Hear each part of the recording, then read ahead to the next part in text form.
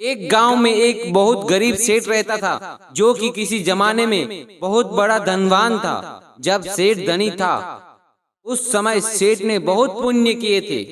गौशाला बनवाई, गरीबों को खाना खिलाया, अनाथ आश्रम बनवाए और भी बहुत सारे पुण्य किए थे। लेकिन जैसे जैसे समय गुजरा, सेठ निर्धन हो गया था।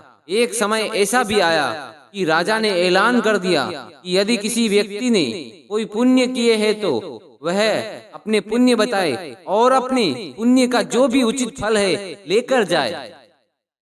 यह बात जब सेठानी ने सुनी तो सेठानी सेठ से कहती है कि हमने तो बहुत पुण्य किए हैं, तुम राजा के पास जाओ और अपने पुण्य बताकर उनका जो भी फल मिले वो लेकर आओ।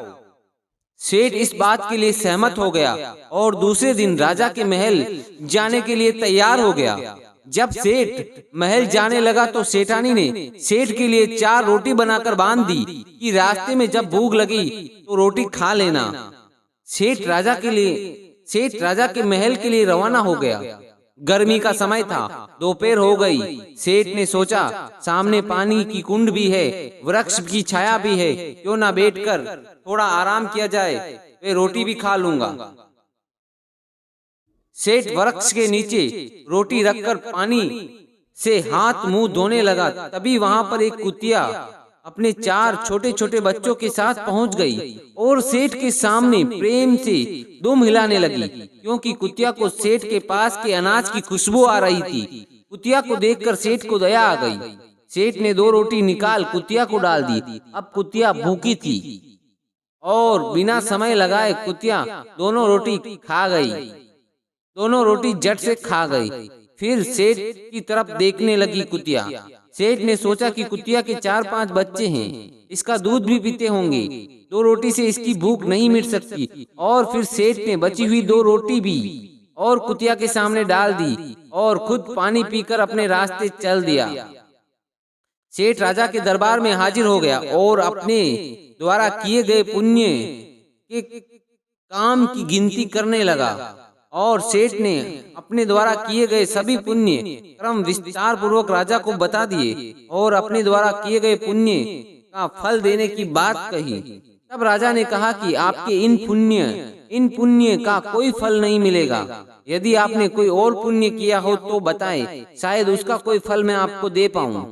सेठ कुछ नहीं बोला और यह कहकर वापस चल दिया कि यदि मेरे इतने पुण्य का कोई फल नहीं दिया और पुण्य की गिनती कराना बेकार है, अब मुझे यहाँ से चलना चाहिए। जब सेठ वापस जाने लगा तो राजा ने सेठ को आवाज लगाई कि सेठ जी, आपने एक पुण्य कल भी किया था, वह तो आपने बताया ही नहीं। सेठ ने सोचा कल तो मैंने कोई पुण्य किया ही नहीं, राजा किस पुण्य की बात कर रहे हैं, क्योंकि सेठ भूल चुका था कि उसने कोई पुण्य कल किया था।